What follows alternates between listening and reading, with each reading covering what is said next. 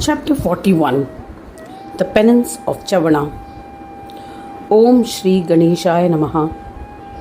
Gritsamada continued the narration of the legend of Chyavana to Prahlada. Bhrigu's son Chavana paid his respects to him. Chyavana, after obtaining permission from the Yogisha, left for the pilgrimage center of Prayag. He observed severe penance, submerged in water. He performed austerities for 10,000 years. Such was the intensity of his penance that his brilliance encompassed the whole universe. O intellectual one day some fishermen cast their net on the waters for fishing. Several fish were caught in the net, and the providence was such that even Bhrigu's son was trapped in the net. When the net was pulled up by the fishermen, they saw Bhrigu's son trapped in it. The fishermen enthusiastically narrated the events relating to the Muni to King Nahusha. The frightened King Nahusha came to the scene along with his ministers and Brahmins. The illustrious king paid his respects to the Muni and stood before him. He noticed that the trapped fish was suffocating for want of water. He had performed penance in the water along with their side, so he was unable to bear their sufferings. In keeping with his pious nature, he granted them ascent to Swarga. King Nahusha stood with palms joined in reverence before him. Seeing him, the ascetic said to Nahusha, "O king, rescue me from the fishermen." He had caused the ascent of the fish, which duly belonged to the fishermen. "Give them wealth equivalent to the worth of my body." Hearing these words, the king said to the fisherman, "O fortunate one, accept 100 gold coins and release the Muni." Listening to which, the Muni said to the king, 100 gold coins is not an appropriate valuation. The king gradually raised his offer to the fisherman to 100,000 gold coins. Yet the Muni was not satisfied with the valuation. So the king cautiously offered one village to them. Both the Muni objected, saying that it was too little. Then he offered a town and then a province. In this way he kept increasing the offer. Yet the Muni was not satisfied. So the king then offered half of his kingdom. But the Muni was not pleased. So the king offered his entire kingdom. O Daitya, this too was unacceptable. So the king discussed the situation with his ministers. They were unable to find a solution. The king feared that the Muni would pronounce a curse on him. "It appears that destiny has turned against me. There is no doubt about it." Chavana noticed that the king was distressed and suggested a solution. He said, "O king, consult the Brahmins and then make an appropriate offer." Just then, Ganapatya Bharadwaja yogi arrived there. King Nahusha bowed to him with devotion. Bharadwaja comprehended the situation.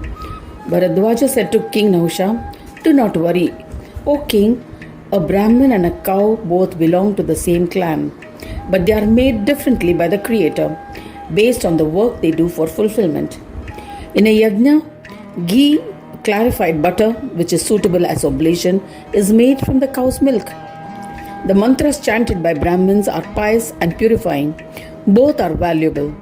Therefore, give the fisherman a cow and release this Brahmin from bondage." Bharadwaja, the free-willed one, advising thus, departed. King Nahusha gave the fishermen a cow and made them happy. Chyavana Muni was also satisfied and blessed the king in various ways. The eminent Muni then departed into the splendorous dense forest with trees laden with fruits of different kinds. There were simple sources of water. He stayed there and performed severe tapas. Ample sources of water. He stayed there and performed tapas without food for 1,000 years. Thereafter, one day, King Shariati reached his ashrama while hunting.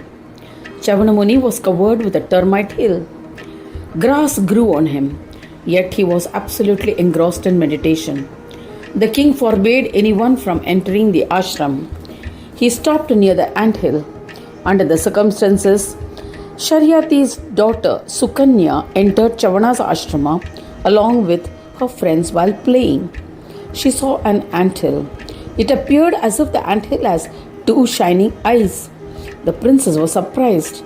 Out of ignorance, she thrust a thorn into the anthill. They pierced the eyes of Chyavana Muni. The holes in the anthill were created by the brilliance that emanated from his eyes. Blood began to ooze from the anthill. Sukanya, along with her friends, fled the scene. As a consequence, all the soldiers in the army could not urinate or defecate. This was unforeseen. Shariati was panic stricken. The king too had noticed blood oozing from the anthill. The king started investigating the cause of this frightful event. Sukanya was ashamed and frightened. She admitted, "While playing in the forest, I was the one who accidentally pierced the eyes with a thorn. My actions were unintentional and out of ignorance. This is the truth." Having heard the explanation, Shariati went to where Chavana was meditating. He tried to please the Muni. Chavana said to the eminent king, "The incident occurred out of ignorance at the hands of your daughter.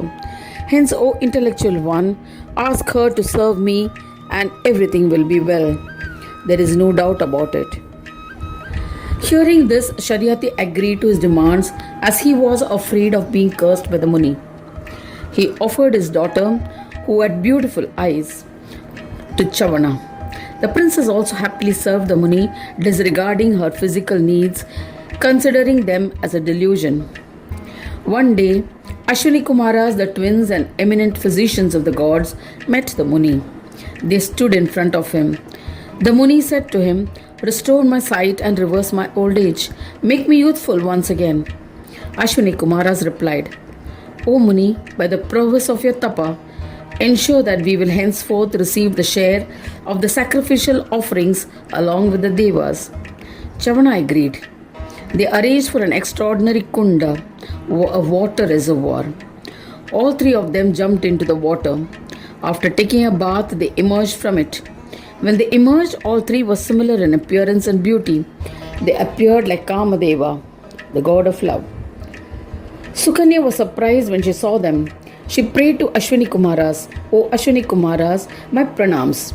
I humbly request you to return my husband." They were pleased with the loyalty to her husband. They returned Chavana Muni. They returned to their abode. The Maharshi too returned to his ashram. One day King Shariati came to their ashrama. His daughter Sukanya affectionately embraced him. He was astonished at what he saw and asked about it. She recounted the events. The king offered pranams to Chavana Muni. The Muni also honored him and they accompanied him to perform a yajna in his kingdom. He organized everything required for performing the yajna. He invited other Munis and commenced the yajna in a manner befitting his status. All devas and apsaras happily attended the ceremony. Many eminent Munis arrived from all over. O Prahlada, people of all castes gathered to witness the yajna. The remaining part of the legend is narrated in the next chapter. Thus ends the 41st chapter titled The Penance of Chyavana at the second khanda of the Purana Upanishad, Sriman Mudkal Purana, describing the legends of Ekadanta, dedicated to Sri Gajanana. End of chapter 41.